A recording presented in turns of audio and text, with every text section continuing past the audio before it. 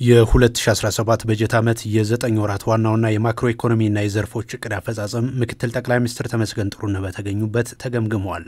ምክትል ጠቅላይ ሚኒስትሩ በዚህ ወቅት እንደገለጹት ባለፉት 9 ወራት በተሟላ የማክሮ ኢኮኖሚ ሪፎርም ትግበራና በተለያዩ መስኮች በርካታ ስኬቶች ተመዝግበዋል። በየዘርፉ የተሰሩ ስራዎችን በአግባቡ መለካት፣ ማቅረብ እንዲሁም ለሌላው ማስረዳት እንደሚገባ ገልጸው አሁንም አመራሩ በጊዜ የለኝም መንፈስ መስራት እንዳለበት ነው የተናገሩት። ሰራተኛውን በአግባቡ የማይመራ የማይመዝንና የማይከታተል መኖሩንና በጥቂት ታታሪ ሰራተኞችና ኃላፊዎች ተቋማት የሚንቀሳቀሱበት ሁኔታ እንደሚስተዋል ገልጸው ይህንን መፈተሽና ማስተካከል እንደሚገባ ማሳስበዋል። ሰራተኛውን በሚገባ የማይመዝን የማይከታተል የማይሰራ በጥቂት ሰራተኞች በጥቂት ኃላፊዎች በጥቂት ታታሪዎች ብቻ ተቋማችን እየተንቀሳቀሰ ያሉ አካባቢዎች አሉ።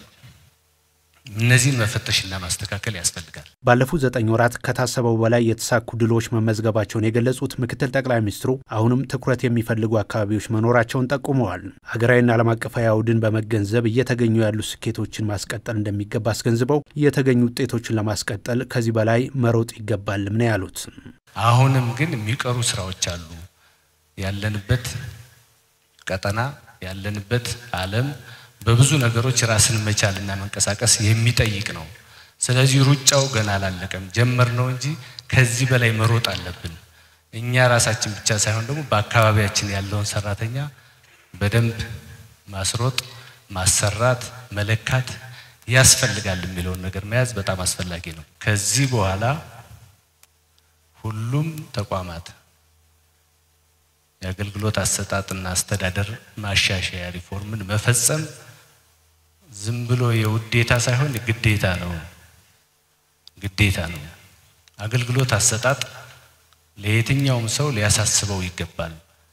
በጠንካራ ሰራተኛ የታጀበ በጠንካራ አመራር የታጀበ የአገልግሎት አሰጣጥ ስራ መስራት አለብን። የተቋማት አገልግሎት አሰጣጥና አስተዳደር ማሻሻያ ሪፎርምን መፈጸም ውዴታ ሳይሆን ግዴታ መሆኑን የተናገሩት ምክትል ጠቅላይ ሚኒስትር ተመስገን ጥሩነህ አገልግሎት አሰጣጥ ሁሉንም ሊያሳስብ የሚገባ ጉዳይ መሆኑን ጠቅሰዋል። በጠንካራ አመራርና ሰራተኛ የታጀበ አገልግሎት አሰጣጥ መኖር እንዳለበትም አስገንዝበዋል።